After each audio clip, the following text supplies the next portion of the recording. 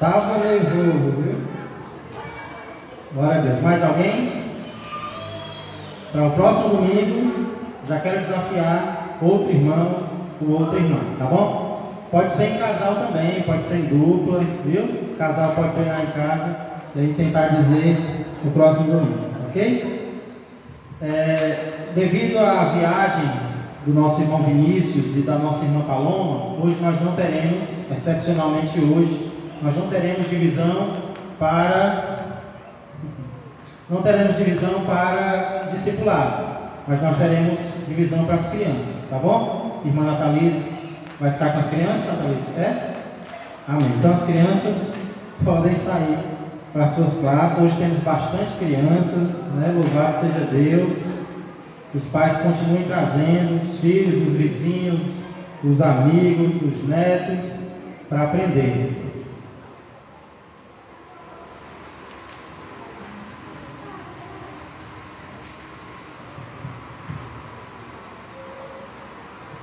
Qual a pessoa mais hostil ao cristianismo que você conhece hoje? Hostil significa agressivo, violento.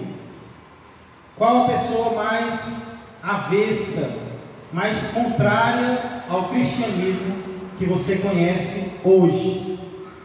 Pode ser alguém próximo a você, né? Alguém do trabalho, alguém da sua família, que não quer nem saber de Jesus. Ou pode ser alguém de longe, alguém distante de você. Quem seria essa pessoa mais hostil? Aquela que tem mais raiva do cristianismo? Eu conheço alguns, inclusive nas redes sociais. Recentemente eu li uma frase de alguém que disse que não suporta o cristianismo. Como você era antes de se converter? Você era uma pessoa simpática aos cristãos? Ou você era uma pessoa que zombava, uma pessoa que criticava, uma pessoa que até perseguia? Se pudesse, jogava até pedra no telhado da igreja. Como você era antes de se converter? Dona Sandra reconhece que era assim, né? Chegou a jogar, uma vez eu ouvi. Eu estava na igreja, eu ouvi uma pedra mesmo. Agora eu sei quem foi. Houve um momento na minha adolescência, eu não era nem gente ainda, mas eu decidi no meu coração que Deus não existia e que eu ia procurar argumentos para provar que o ateísmo estava certo. Durou pouco tempo, mas por algum tempo eu também fui hostil ao cristianismo. Por que eu estou falando sobre isso? Porque eu estou perguntando? Porque nessa manhã nós vamos estudar sobre alguém que antes de se transformar em um apóstolo de Jesus Cristo, foi também uma das pessoas mais contrárias ao cristianismo que já existiu, se não tivesse sido a pessoa mais contrária ao cristianismo que já existiu. O título do nosso estudo de hoje é Saulo, o perseguidor da igreja. Mas antes, vamos orar? Pedindo que Deus nos edifique por meio do que vamos meditar hoje. Santo Deus e amado Pai, nós nos prostramos aos Teus pés mais uma vez, neste domingo pela manhã que estamos consagrando a Ti. Pai, nós queremos que o Senhor seja o nosso dono de tudo em nós, até dos dias da nossa semana, Pai. Que o Senhor seja o dono até do nosso domingo. Que o Senhor seja o dono do nosso domingo de manhã. Que ele seja um momento consagrado a Ti, como estamos procurando fazer agora, Pai. E pedimos o auxílio do Teu Espírito Santo. Eu reconheço que sem Ele eu nada sou. E eu creio que cada um de nós também pode dizer isso do fundo do coração. Que sem o Espírito Santo nós nada podemos, Pai. Nós nada podemos fazer daquilo que Jesus quer que façamos, daquilo que Jesus nos ordenou. O Espírito Santo é o poder de Deus dentro de nós que nos capacita a obedecermos a Tua lei. Pai, nos abençoa agora neste estudo, Pai, que possamos crescer, tanto na graça como no conhecimento, que possamos aprender de Ti e da Tua palavra e tirar lições para as nossas vidas. Pois tudo isso eu peço e agradeço, em nome de Jesus Cristo. Amém e amém. Irmãos, esse é o nosso segundo estudo acerca da vida de Paulo. Iniciamos no domingo passado e seria bom nós recapitularmos algumas informações que nós aprendemos sobre Paulo. Nós aprendemos que Paulo possivelmente nasceu por volta do ano 5 depois de Cristo, na cidade de Tarso, da Cilícia, que, como o próprio Paulo disse, era uma cidade não insignificante, ou seja, uma cidade importante daquela época. Ele nasceu judeu, hebreu de hebreus, da tribo de Benjamim, foi circuncidado como a lei mandava ao 8º dia.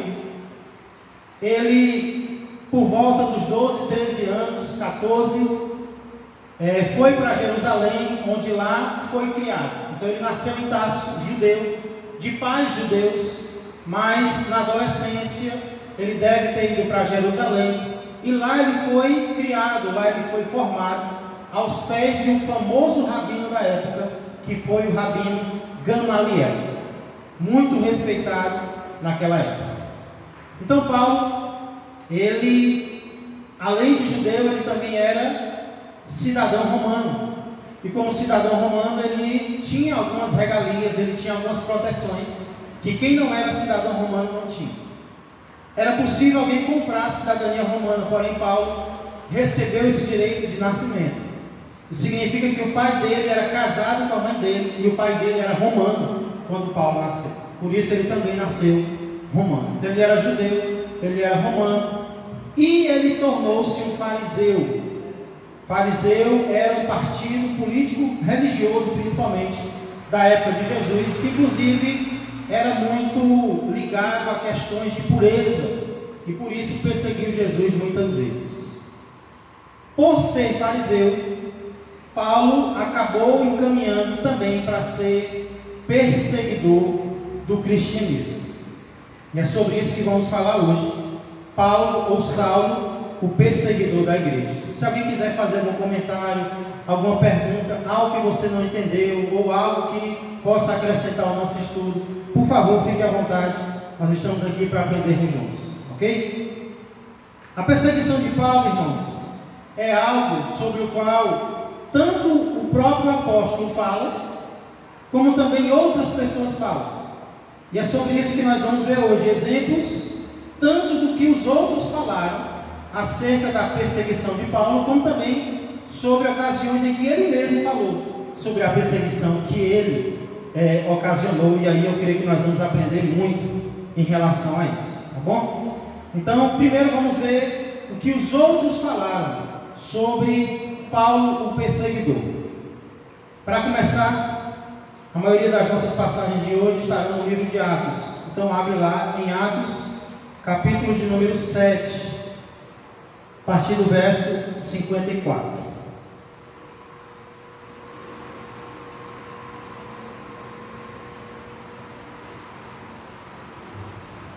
Atos, capítulo de número 7, verso 54, nós vamos ler até o capítulo 8, verso de número 3.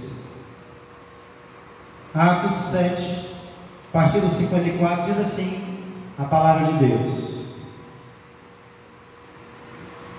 Ouvindo eles isto, vamos já ver o que foi que eles ouviram, enfureciam-se no seu coração e rilhavam os dentes contra ele. Mas Estevão, cheio do Espírito Santo, fitou os olhos no céu e viu a glória de Deus e Jesus, que estava à sua direita, e disse: Eis que vejo os céus abertos e o Filho do Homem em pé à destra de Deus. Eles, porém, clamando em alta voz, taparam os ouvidos e unânimes arremeteram contra ele, e lançando-o fora da cidade, o apedrejaram. As testemunhas deixaram suas vestes aos pés de um jovem chamado Saulo, e apedrejaram Estevão, que invocava e dizia: Senhor Jesus, recebe o meu espírito. Então, ajoelhando-se, clamou em alta voz: Senhor, não lhes imputes este pecado. Com estas palavras, adormeceu, ou seja, morreu.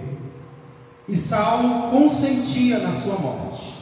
Naquele dia levantou-se grande perseguição contra a igreja em Jerusalém, e todos, exceto os apóstolos, foram dispersos pelas regiões da Judéia e Samaria.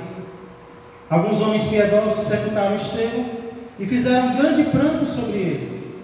Saulo, porém, assolava a igreja, entrando pelas casas e arrastando homens e mulheres, encerrava-os no cárcere. Irmãos, o capítulo 6 de Atos fala sobre algo que aconteceu à igreja, algo bom, que foi o crescimento da igreja. A igreja crescia, e quando a igreja cresce, há necessidade de mais pessoas se levantarem para servir a Deus. Então, Atos capítulo 6 mostra a instituição ou o levantamento de servos, aqueles que iriam ajudar na distribuição das mesas, que iam ajudar a distribuir os alimentos com as viúvas, com os mais pobres. 7 homens foram escolhidos para esse ministério, e dentre esses 7 estava um chamado Estevão. Estevão era um homem cheio do Espírito Santo, era um homem cheio de sabedoria, e por isso ele foi escolhido pela comunidade para ser um daqueles que ia ajudar a servir os mais carentes. Porém, Estevão não ficou apenas nesse ministério. Estevão não ficou apenas nesse ofício. Pelo contrário, capítulo 6 mostra Estevão começando a operar milagres. Deus começou a usar Estevão para operar prodígios. E por causa disso, algumas pessoas viram e começaram a discutir com ele.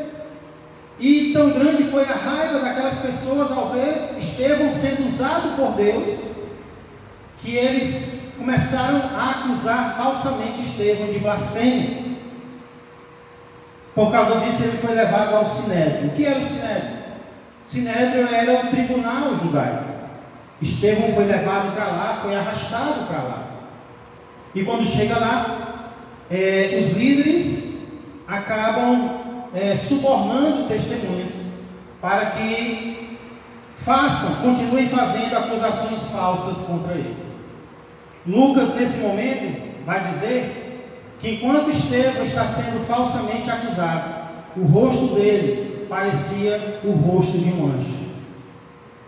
Olha o momento em que o rosto de Estevão parecia o rosto de um anjo. Era quando alguém fazia acusações falsas contra ele. Nesse momento, o sumo sacerdote, o líder daquele grupo do Sinédrio, pergunta a Estevão: é assim, Estevão? É verdade o que essas pessoas estão dizendo? Aquela era uma boa oportunidade para Estevão se defender, para ele amenizar a situação. Só que ao invés de se defender, Estevão decide acusar os seus acusadores. Ele defende a tese no capítulo 7 de Atos, que o povo de Israel sempre foi rebelde ao Senhor. Vocês sempre rejeitaram aqueles que Deus levantou para falar com vocês. Foi assim com Moisés, e ele vem citando, contando a história de Israel, mostrando como o povo de Deus sempre fechou o coração para a palavra de Deus, para os servos que Deus levantou para trazer a palavra para ele. E aí, os versos que nós lemos, Atos 7, 54 em diante, vão mostrar as consequências da defesa ou da acusação que Estevão faz. O que você teria feito no lugar de Estevão? Você teria se desculpado? Você teria deixado a poeira baixar? Ou você diria para Deus: Deus, me usa nesse momento para tão somente compartilhar a tua palavra com estas pessoas? Então, a partir do verso 54, nós vemos que aquelas pessoas, aqueles líderes religiosos, ouvindo isto, enfureciam-se no seu coração e rilhavam os dentes contra ele. Quem já viu alguém rilhando os dentes de raiva? Quem já viu aqui? Levanta a mão. Quem já viu alguém rilhando os dentes de raiva contra você? Quem já viu alguém rilhando os dentes de raiva contra você porque você fez o correto? Irmãos, normalmente as pessoas ficam com raiva da gente. Às vezes não ao ponto de arreganhar os dentes, mas ficam com raiva. Normalmente quando nós fazemos algo errado, não é assim? Quando nós erramos, aí alguém fica com raiva da gente. Mas quantas vezes as pessoas ficam com raiva de nós, porque nós estamos fazendo o que é justo? Quantas vezes as pessoas estão arreganhando os dentes contra nós, porque nós estamos fazendo o que é correto, o que Deus quer que nós façamos?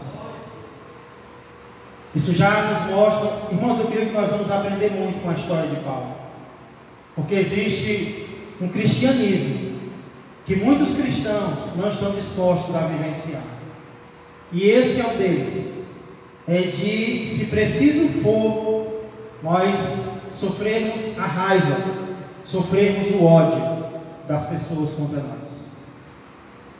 Jesus Cristo, quando esteve na terra, ele atraiu muito amor, ele atraiu muita admiração das pessoas, não foi? Porém, não foi só isso que Jesus atraiu. Jesus também atraiu, fazendo o certo, fazendo o bem, ele também atraiu a raiva de algumas pessoas. Ele também atraiu o ódio de algumas pessoas. E a pergunta que eu faço é: estamos dispostos a atrair não somente o amor e a admiração, mas estamos dispostos a também atrair, se preciso for, a raiva e o ódio de algumas pessoas? Estevão se dispôs a isso. Nesse momento, Estevão olha para o céu, vê a glória de Deus e Jesus à sua direita. Esse que eu lembro é o único local na Bíblia em que alguém vê Jesus de pé à direita de Deus. E foi durante um momento de perseguição ao seu servo. Jesus se levantou, Jesus ficou de pé no seu trono, porque o servo dele estava sendo perseguido na terra. O erro, entre aspas, de Estevão é que ele não apenas viu, ele contou o que ele viu. As pessoas já estavam com raiva dele. Aí ele diz: eu estou vendo o céu aberto e o Filho do Homem à direita de Deus Pai. O Filho do Homem, ele sabia que era Jesus, e eles não criam em Jesus, eles odiavam Jesus. E agora alguém que segue Jesus diz que está vendo Jesus que foi morto na cruz, em pé, à direita de Deus. Irmãos, eles não aguentam mais, eles tapam os ouvidos, eles clamam em alta voz, como só o judeu sabia fazer, porque dá escândalo. Era com o judeu mesmo. Quando o judeu ficava emocionado, ele não escondia, ele rasgava logo a roupa, jogava terra na cabeça, né? Às vezes nós temos vergonha de expressar os sentimentos. O judeu não tinha vergonha, não. Podia estar com a roupa que tivesse, a mãe tinha dado naquele dia, ele não queria nem saber. Ele rasgava, torava a roupa, e aí, a roupa de cima, claro, não ficava pelado, né? Não ficava nu, mas demonstrava emoções. Ele demonstrava emoções e eles gritaram, eles clamaram e unânimes avançaram em Estevão. Imagina uma multidão enfurecida, irmãos. Nós sabemos o quão difícil é conter uma multidão. É difícil. E a multidão unânime arremeteu contra Estevão e, lançando fora da cidade, o apedrejaram. É nesse momento que, pela primeira vez na Bíblia, nós temos a menção de um homem chamado Saulo.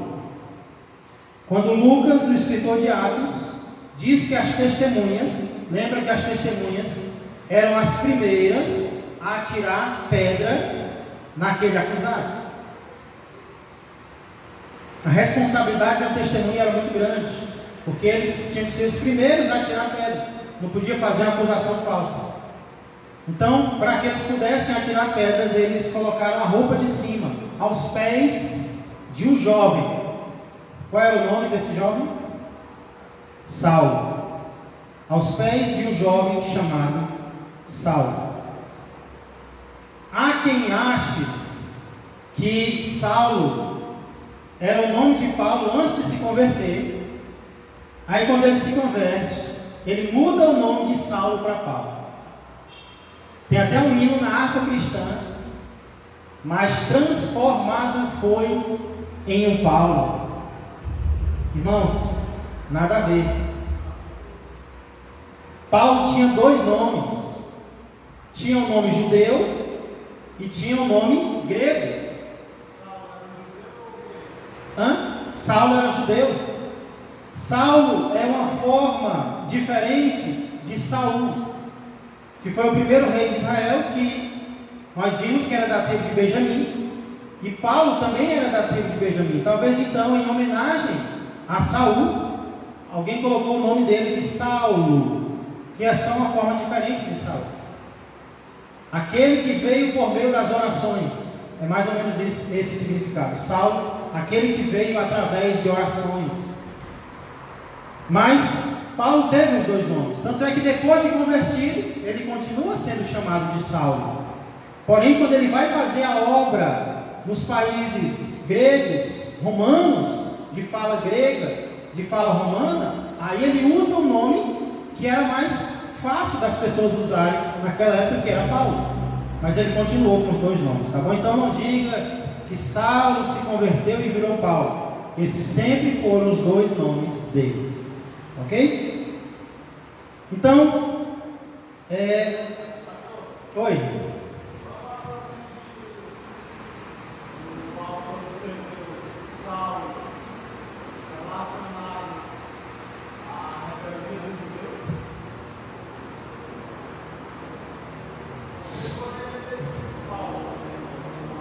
É uma boa hipótese, Alessandro. Se o autor, ele fez questão de chamar esse jovem de Saulo para lembrar como Saul foi rebelde, né?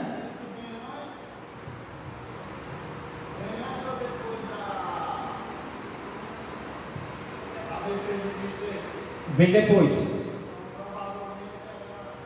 É uma hipótese, porém, como eu estou dizendo, depois de convertido, ele continua sendo chamado de Saulo. A gente vai ver isso depois, no capítulo 13.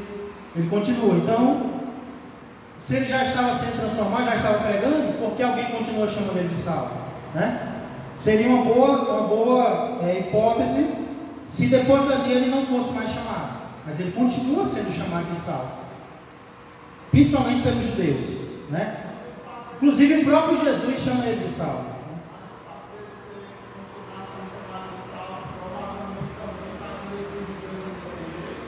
Para que os judeus... Pode ser, é uma possibilidade, né? O que nós temos certeza é que era o nome dele e que não foi um nome que ele abandonou totalmente depois de se converter, ok? Então, depois Lucas mostra a reação de Estevão. Verso 59, apedrejava Estevão, que invocava e dizia: Senhor Jesus, recebe o meu espírito. Verso 60, então ajoelhando-se, clamou em alta voz: Senhor, não lhes imputes este pecado. Com estas palavras adormeceu. Você lembra de quem? Jesus entregou o espírito ao Pai antes de morrer, e Jesus pediu que Deus perdoasse aqueles que o estavam matando. Olha que interessante, né? Vamos já ver uma lição muito importante sobre isso. No início do capítulo 8, Lucas diz que Saulo consentia na sua morte. Então as roupas das testemunhas foram lançadas aos pés dele, ou seja, ele estava próximo demais, mas não apenas ele estava próximo fisicamente, Saulo concordava com aquilo. Saulo queria a morte daquele homem chamado Estevão, que era um seguidor desse Jesus. Então a primeira menção de Saulo na Bíblia não é muito boa. É alguém que consente com a morte de um inocente. Vamos já entender por quê. Tão jovem. Muito bem observado, irmã Luiz. Ele era jovem. Era alguém novo, né? Exatamente, bem notado. Normalmente ali, inclusive os homens do Sinédrio eram chamados de anciãos. Normalmente pessoas mais maduras, mais velhas. mas Saulo, ele era um destaque entre aquelas pessoas. Mesmo jovem, ele estava ali, e as pessoas confiavam nele, porque colocaram suas roupas aos pés dele. Então algo Saulo fez para merecer aos olhos humanos estar naquele lugar, né? Vai. Oi? Talvez aqui ele não tinha matado ninguém ainda, ou contribuído, mas talvez ali foi a formatura dele, né? Dali para frente ele ia só exercer. Laerte.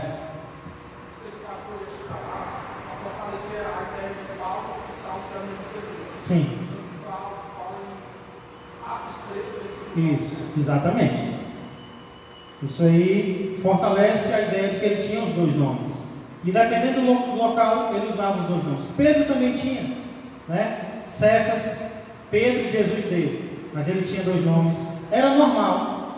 É normal de alguém que tem duas nacionalidades ter dois nomes. Por exemplo, se eu fosse cidadão americano, né? Além de brasileiro, se eu fosse também americano, eu me chamaria na América de James, porque James é o nome para Tiago nos Estados Unidos. Então, lá eu não me chamaria de Tiago, aqui eu não me chamaria de James, ok? São dois nomes diferentes.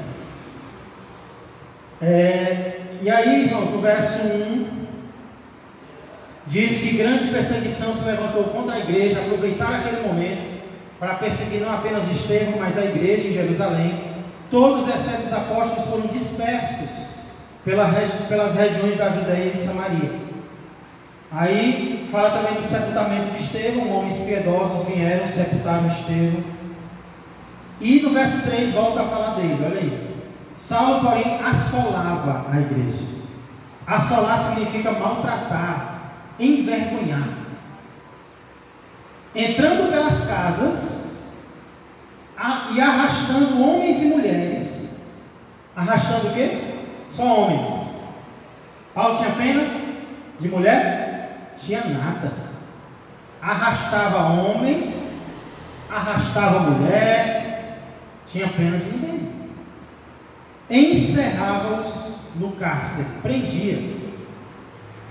É interessante, irmãos, que Paulo vai sofrer isso também. Aqui ele arrasta. No capítulo 14, Paulo vai ser arrastado. Então essa é a primeiro texto. Lucas fala sobre ele. Vamos lá para o capítulo 9. Não vamos ver o capítulo 9 inteiro, só 2 versículos, porque vai ficar para o próximo domingo. O que aconteceu com Saulo na estrada para Damasco. Capítulo 9, versos 1 e 2. Saulo, respirando ainda ameaças e morte. Alguns que entendem que Saulo apenas perseguia, ele não matava. Mas nós vemos aqui que ele queria não apenas prender, mas ele queria matar também. Contra os discípulos do Senhor, dirigiu-se ao sumo sacerdote e lhe pediu cartas para as sinagogas de Damasco, a fim de que, caso achasse alguns que eram do caminho, assim homens como mulheres, os levasse presos para Jerusalém. Irmãos, é possível que alguns cristãos judeus, que como o capítulo 8 acabou de dizer, foram dispersos, saíram de Jerusalém, é possível que uma boa parte deles tenha ido para Damasco. E aí Paulo, sabendo disso, Saulo, para onde é que ele vai? Ele pede a autorização do sumo sacerdote. Ele já tinha acesso ao sumo sacerdote, que era o líder religioso maior da época. Saulo tem acesso a ele, apesar de ser jovem. Pede autorização para as sinagogas, caso ele encontre alguns que eram do caminho, ou seja, alguns que eram de Cristo, alguns que seguiam o cristianismo, ele os trouxesse presos de Damasco. Pastor, qual a distância entre Damasco e Jerusalém? Aproximadamente 250 quilômetros. O que Saulo estava disposto a fazer contra o cristianismo às vezes, cristãos não estão dispostos a fazer a favor dele. Paulo viajou, decidiu viajar 250 quilômetros, provavelmente de cavalo. Agora de carro, irmãos, já é longe. Daqui para Quixadá acho que são 150. E eu acho longe. Aracati, eita!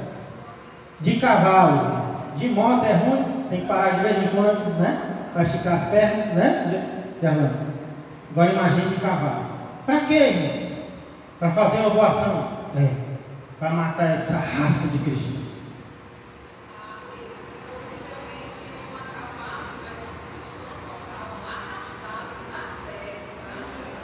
Exatamente. Lembra muito os escravos, né? Os escravos trazidos da África. Os donos, os senhores vinham a cavalo e os escravos vinham em fila, em fileira, acorrentados. Creio que era mais ou menos assim que os cristãos vinham, 250 quilômetros no sol, na chuva, perseguidos por causa de Jesus. E a gente acha que passa por tribulação, né?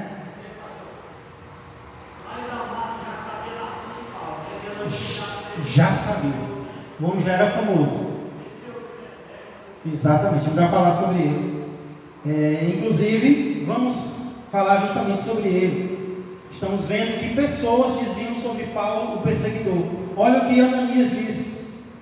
Capítulo 9, versos 13 e 14.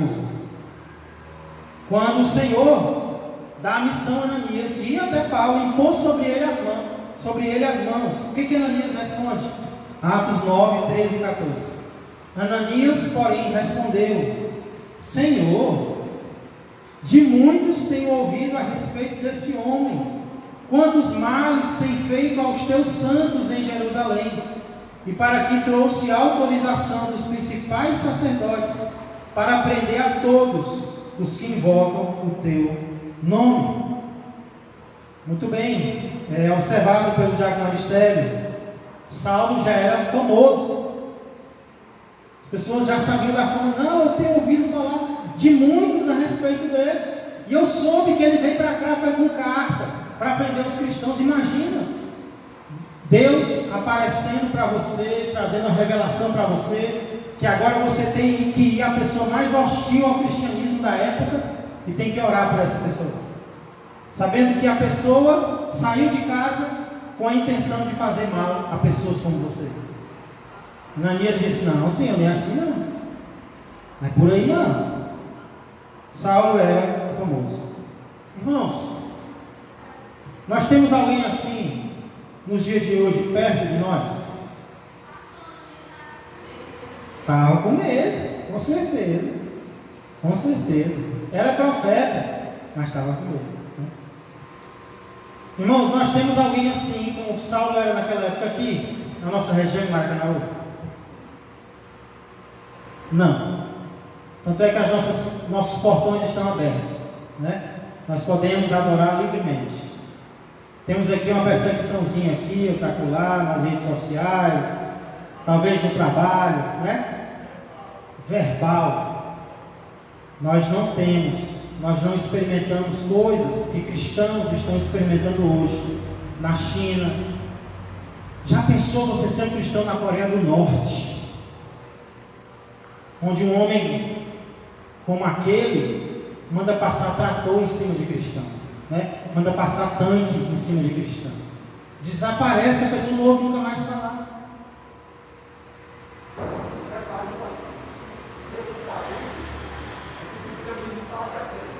Exatamente. É nesses países que o cristianismo cresce, se fortalece cada vez mais. Na China, cada vez mais o cristianismo cresce. Deus sabe o que faz, né? Talvez estão precisando de uma perseguição aqui no Brasil também. Não que a gente queira, mas talvez seja o que a gente precisa, né? Porque a gente percebe, irmãos, quando a gente é perseguido, a gente fica mais fervoroso, né?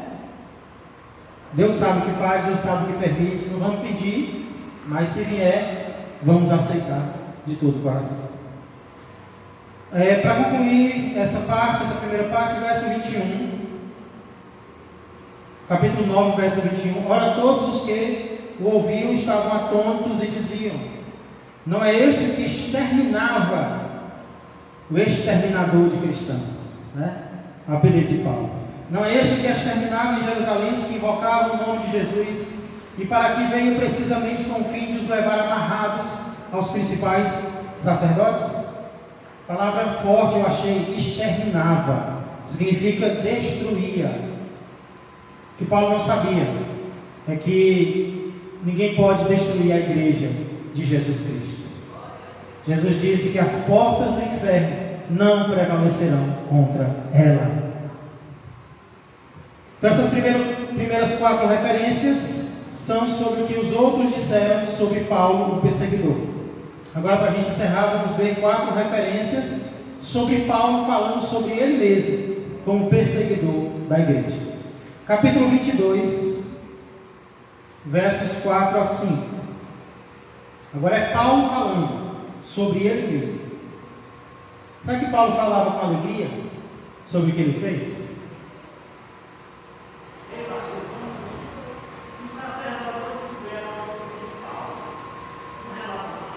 Como é?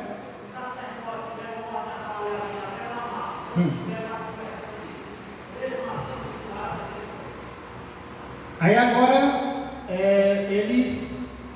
a gente vai falar um pouco mais sobre isso no próximo domingo, mas agora eles consideraram Paulo mais um daqueles que eles precisavam perseguir, né? É claro que alguns devem ter se convertido, que a Bíblia fala de conversão de sacerdotes, graças a Deus, né? Mas eu creio que muitos deles, ou a maioria deles, endureceu o coração mesmo contra a conversão do próprio Paulo. Era um povo de coração duro. Atos 22, 4, próprio Paulo falando: persegui este caminho até a morte, prendendo e metendo em cárceres homens e mulheres, de que são testemunhas o sumo sacerdote e todos os anciãos. Destes recebi cartas para os irmãos, e ia para Damasco, no propósito de trazer manietados, ou seja, amarrados, para Jerusalém, os que também lá estivessem, para serem punidos. Irmãos, aqui Paulo não acrescenta muita coisa, ele apenas confirma aquilo que Lucas disse que ele fazia. Que ele recebeu cartas, que ele queria trazer os cristãos de Damasco e tal. O restante a gente vê depois do que aconteceu no caminho. Agora vai para o capítulo 26, versos 9 a 12. Atos 26, 9 a 12. Esse texto é interessante. Atos 26 e 9 diz: na verdade, a mim me parecia que muitas coisas devia eu praticar contra o nome de Jesus o Nazareno. E assim procedi em Jerusalém. Havendo eu recebido a autorização dos principais sacerdotes, encerrei muitos dos santos nas prisões, muitos, e contra estes dava o meu voto, quando os matavam. Quem é a favor da morte deste cristão de nome tal? Saulo dizia ele: pode matar. Muitas vezes, verso 11, muitas vezes os castiguei por todas as sinagogas, obrigando-os até a blasfemar. E demasiadamente enfurecido contra eles, mesmo por cidades estranhas, os perseguia. Meu Deus! Aqui Paulo diz o que ele fazia, irmãos. Paulo castigava tantos cristãos, que de tão castigados, mas tão castigados, chegavam ao ponto de não aguentar e blasfemar contra Deus. Paulo não dava só uma pisa, não. Ele castigava ao ponto de uma pessoa sincera dizer: eu te abandono, Deus, xingar Deus, blasfemar contra Deus. Paulo não ia só nas cidades conhecidas, cidades que ele nunca tinha ido, ele entrava atrás destes homens e destas mulheres. E aqui diz por que ele fazia isso. Porque ele diz: assim me parecia que muitas coisas devia eu praticar contra o nome de Jesus o Nazareno. Paulo fazia isso, sabe por quê? Porque ele achava que essa era a vontade de Deus. Não é porque ele era rebelde, não é porque ele era ruim, eu vou fazer o mal, não. Paulo achava que estava fazendo o bem. Paulo achava que estava defendendo o reino de Deus, fazendo mal a essas pessoas, né? Então era um zelo que ele tinha dentro dele. Ele fala também em 1 Coríntios, capítulo 15, verso 9, terceira referência sobre Paulo falando dele mesmo como perseguidor. 1 Coríntios 15 e 9.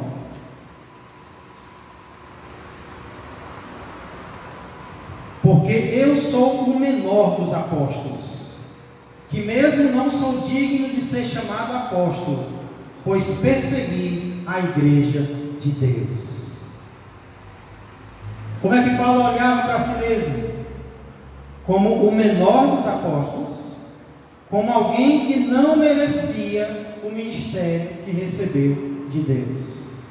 Irmãos, como é que nós temos que olhar para o chamado de Deus na nossa vida? Nós não merecemos o que Deus nos chamou para fazer. Não importa o que Deus te chamou para fazer, a nossa visão sempre tem que ser: eu estou fazendo, mas eu não mereço fazer. Lá em Efésios 3, Paulo vai dizer que recebeu a graça de pregar o Evangelho. Irmãos, pregar o Evangelho na graça é algo que nós não merecemos. Nós não merecemos servir a Deus. Por quê? Porque nós fizemos coisas que não agradavam a Deus. Mas Ele nos deu a graça, o privilégio, a honra de servir a Ele. Não é porque nós merecemos, é porque Ele é misericordioso. E aí Paulo me chama a atenção aqui a forma como ele chama a igreja. Muitas pessoas hoje estão desprezando a igreja, dizendo que não é necessário a igreja. Paulo chama a igreja de quê? A igreja de Deus. A igreja é o povo de Deus. É falha, é pecadora, mas é o povo de Deus. Paulo amava o povo de Deus. Paulo respeitava o povo de Deus. Infelizmente, muitos hoje estão se desviando, porque estão assistindo internet, estão vendo coisas na internet, de que eu não preciso congregar, de que a igreja sou eu. Vai dizer isso para Paulo. Paulo talvez dá um tapa na tua cara: que negócio, que igreja é tu? Igreja somos nós, quando nós nos reunimos para servir a Deus.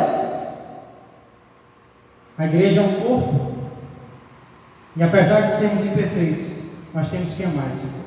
É verdade?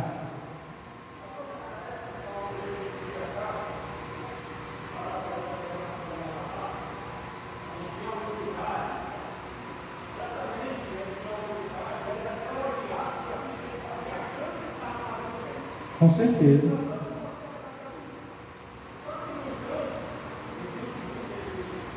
A gente tem que providenciar o microfone para a próxima aula, né?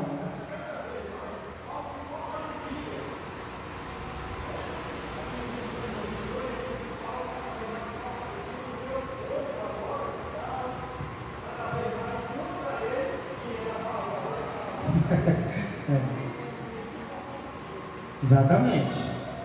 A gente vai falar sobre isso mais no próximo domingo, né? Como Paulo se fortaleceu após a conversão.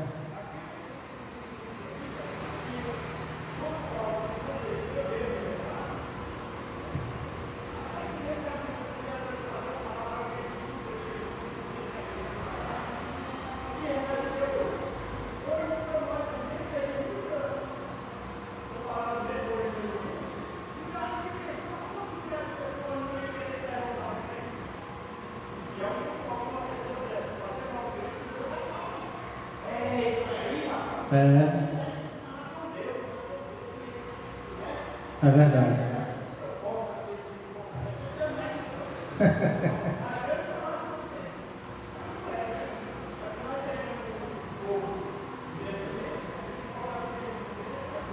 É verdade.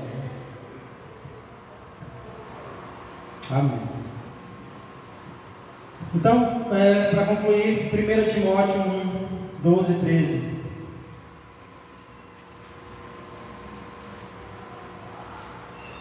você vê um assunto como esse, né? Paulo perseguidor. Tem tantas referências, né? Tanta coisa para a gente aprender. 1 Timóteo 1, 12 e 13.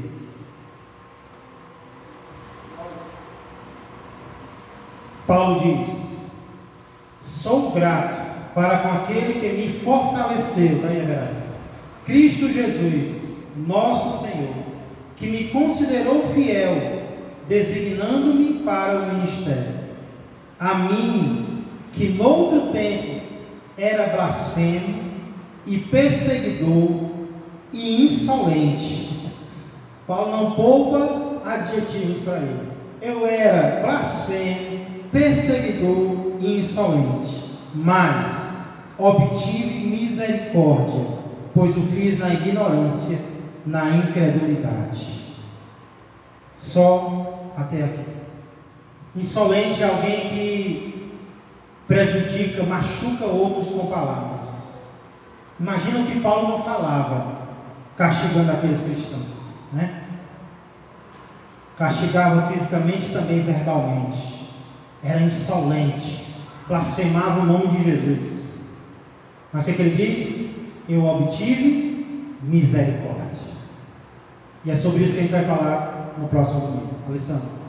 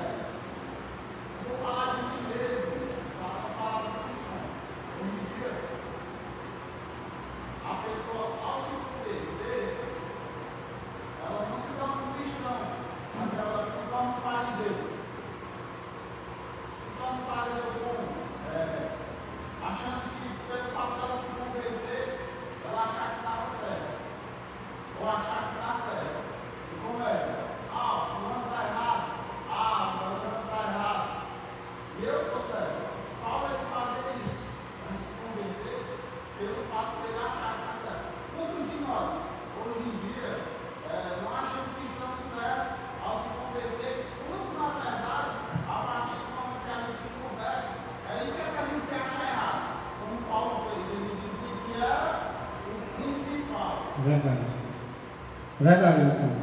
Normalmente, quando a gente se converte, a gente tem que aprender muita coisa, né? A gente tem que aprender o que pensar, o que falar. Então é normal que o cristão ele acabe dizendo coisas que não deve quando se converte, mas o discipulado vai ensinando. Como Paulo, eu creio que ele também precisou aprender, né? A amar, porque normalmente quando alguém se converte, ele é um misto de alguém que se considera indigno, mas ao mesmo tempo fez a coisa certa, porque se converteu. E aquele lá que está mais tempo na igreja não se conserta, se eu me consertei, né? A gente sabe que não é bem assim, tem que ter paciência. Aquele que Barnabé foi lá e ajudou muito ele a ser paciente, né? Mas a gente vai discutir mais essas questões a partir do próximo domingo, porque hoje eu quero encerrar rapidamente citando algumas lições que eu aprendi com Paulo, o perseguidor. Primeira lição: se Cristo foi perseguido, quem for seguidor dele também será. Não sei se vocês perceberam, irmãos, mas a forma como os cristãos estavam sendo perseguidos, as acusações, lembra muito a forma como Jesus foi perseguido. Não sei se vocês notaram isso, né? Acusados, arrastados, mortos. Então lembra muito. E nós precisamos entender que se Cristo foi perseguido e eu sou seguidor dele, eu também serei. Em um nível maior ou menor, eu vou ter que ser perseguido também. Se eu não estou sendo perseguido de nenhuma forma, então a conclusão é que eu não estou sendo seguidor de Jesus. Estou tentando agradar, né? Estou escondendo alguma coisa, não estou falando a verdade, não estou amando como deveria, porque se eu seguir Jesus, alguém vai ficar com raiva de mim. Precisa ser todo mundo, não. Né? Mas alguém vai. Alguém não vai gostar de mim ou de você. Nós temos que estar preparados para isso. Segunda lição que eu aprendo aqui é que se Cristo teve um coração perdoador para quem o perseguiu, quem for seguidor dele também tem que ter. Algumas pessoas olham para o que Cristo disse na cruz: Pai, perdoa-lhes porque não sabem o que fazem, e dizem o quê? Ele era Deus. Ele tinha que perdoar mesmo, eu não perdoo não. Aí vem Estevão, que era pecador, ser humano, diácono, entre aspas, e faz o que Jesus fez. Para quê? Para calar a nossa boca. Somos pecadores? Somos, mas também podemos ter um coração perdoador para quem nos faz o mal. Estevão segue os passos de Jesus. Eu não sei que mal estão fazendo a você, mas o que Deus quer é que tenhamos um coração perdoador. Se eles vão ser perdoados ou não, entre eles e Deus, mas eu vou desejar que eles sejam. É assim que nós temos que agir, até para o nosso coração se libertar e a gente poder entrar no céu. Terceira lição que eu aprendo aqui é que nem todo zelo é aprovado por Deus. Esse é um erro que muita gente comete. Fulano é fervoroso. Ciclana ali, eita, esforçada. Com certeza Deus aprova. Não. Não é todo zelo que Deus aprova. Não é todo fogo que agrada a Deus. Paulo tinha um zelo enorme contra a vontade de Deus. Então precisamos ter duas coisas que Paulo disse: zelo e entendimento. Eu não posso ter entendimento sem zelo, e eu não posso ter zelo sem o entendimento correto da palavra de Deus. É um casamento entre fervor e compreensão. Quarto, não é proibido falar das coisas ruins que fizemos no passado. Paulo falou, não falou? Porém, quando falarmos, devemos falar com tristeza. Irmãos, tem testemunho que a gente escuta por aí, que é um ex isso, um ex aquilo, que a pessoa é quase um popstar, né? O fulano que, eita, matou um monte de gente, vamos lá ouvir, né? Aí o foco é o fulano, é o que ele fez de errado. E tem gente que fala até com orgulho, né? Eu fiz isso, eu fiz aquilo. Paulo falava com orgulho? Não. Ele escondia não. Mas ele dizia: por causa disso eu não mereci estar aqui. Temos que falar das coisas ruins que fizemos, sim, como testemunho. Mas temos que falar com tristeza, porque desagradaram a Deus. Para concluir, todos podem se converter, até aqueles que odeiam o cristianismo. Talvez você seja um caso, como eu comecei perguntando: como você era antes de se converter? Talvez você era hostil, o contrário. E onde é que você está hoje? Né? Aqui, domingo de manhã, servindo a Deus. Podemos duvidar da conversão de alguém? Podemos desanimar quando os nossos parece que estão piorando ao invés de melhorar? Podemos desanimar, irmãos? Podemos dizer: esse aí não se converte mais. Podemos dizer isso de alguém? Não. Quem é que podia olhar para Saulo, perseguindo a igreja, e dizer: esse aí vai ser um crente? Quem ia dizer isso? Mas olha no que Saulo se tornou: um apóstolo. Irmãos, nós nos enganamos muito. Nós olhamos para algumas pessoas e dizemos: eu escuto isso, rapaz, esse aí tem um perfil de crente, esse aí vai ser crente um dia. Ele não fuma, ele não bebe, ele não vai para a festa, aí vai ser crente. Talvez esse aí vai demorar mais do que aquele que fuma, bebe, usa droga, blasfema, diz coisa errada contra Deus. Quem é que sabe quem é que está perto de se converter ou não? Quem é que conhece o coração de alguém? Talvez alguém por quem você está orando está com cartas, está na estrada de Damasco, está na pior situação que poderia estar, no grau pior de sentimento contra Deus. Ele está mais perto de se converter do que aquele outro que você acha que está no caminho. Então nós nos enganamos muito. Esse aí tem perfil de crente. Esse aí vai dar um ótimo crente. E às vezes quem está na calçada, quem está na droga, quem está na lama, é alguém a quem Deus preparou para receber o evangelho dele. Irmãos, nós não sabemos o que Paulo escutava dos cristãos. Paulo açoitava, castigava, mas só Deus sabe o que ele escutava. O que ele ouviu e viu Estevão fazendo, morrendo por Cristo. Paulo viu o que era aquilo, era Deus preparando o coração dele. Então não vamos desanimar, não vamos duvidar. Vamos fazer a nossa parte, vamos pregar, e o resultado é como sempre. Amém? Vai.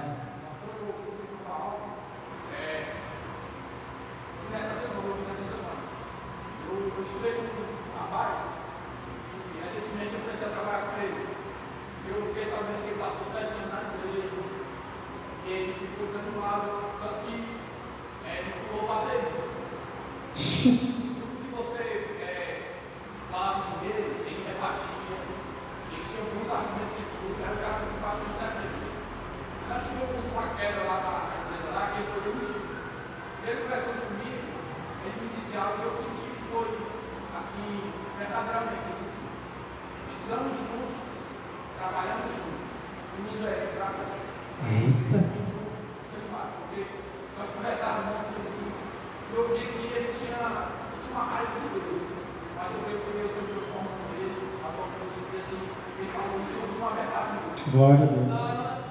Glória a Deus. Surpresas boas, né, Márcio? Quem tem visto surpresas assim, né? Ouve falar de alguém, fulano se converteu, fulano hoje serve a Deus. Samara.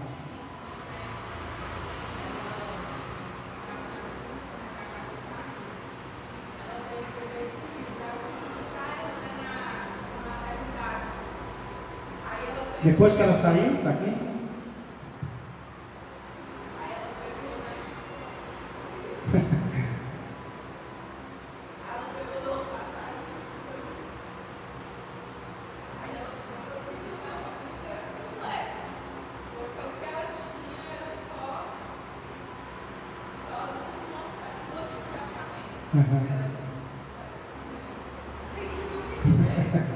É verdade, fico até emocionado, né? Glória a Deus. Então, irmãos, é o que Deus faz. A gente vai estudar sobre a conversão só no próximo domingo, mas a gente já sabe que Paulo vai se converter. E é bom a gente falar sobre a perseguição, para que, tá bom, vou chamar, para que a gente saiba a que ponto Paulo chegou antes de se converter. Pois não. É verdade, eu lembrei. Quando a gente chegou, né, que ia fazer, acho que um ano que a gente está ali, né? Aí escutando o louvor, eu não sei se vai escutando o fulano que não cantar e dando glória. Aí para a glória do Senhor, faz com que esse é crente. Glória a Deus.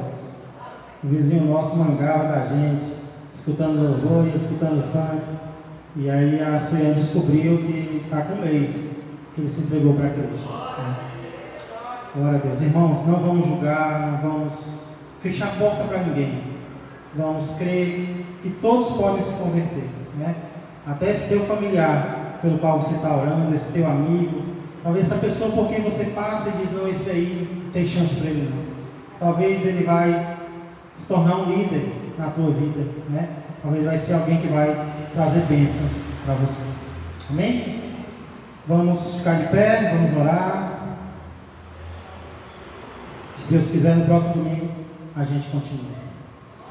Senhor Deus, amado Pai, muito obrigado, Senhor, pela Tua palavra, obrigado pelo que está revelado, tanto de maravilhoso, Senhor, de abençoador, de promessas, mas também, Senhor, que está revelado acerca da maldade humana, acerca, Senhor, do pecado, porque nós podemos ver, Senhor, que os nossos atos trazem consequências ruins, mas nós também podemos ver, Pai, que o Senhor tem o poder de nos transformar, assim como o Senhor transformou aquele perseguidor tão ferrenho da igreja.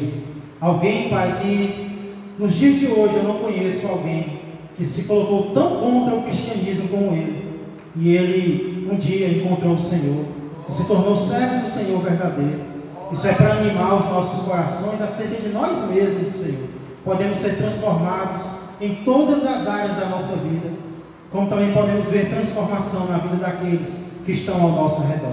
Aproveitamos para orar por eles, Senhor, para pedir que o Senhor alcance os seus corações. Não cabe a nós julgar quem está perto, quem está longe, quem é possível ou não. Cabe a nós, Senhor, continuar adorando o Teu nome nas facilidades e nas dificuldades, pois foi para isso que o Senhor nos chamou. Abençoa o Teu povo, continua nos edificando. Sei com este dia que ele seja, Pai, de paz, de tranquilidade para nós e para os nossos, e nos traz logo mais à noite para continuarmos meditando na Tua palavra. É o que eu peço e agradeço em nome de Jesus. Que a graça do Senhor, que o amor do Pai e que a comunhão do Espírito Santo permaneçam e cresçam mais e mais na vida e na família de todos vós. Um ótimo dia a todos. Que Deus os abençoe.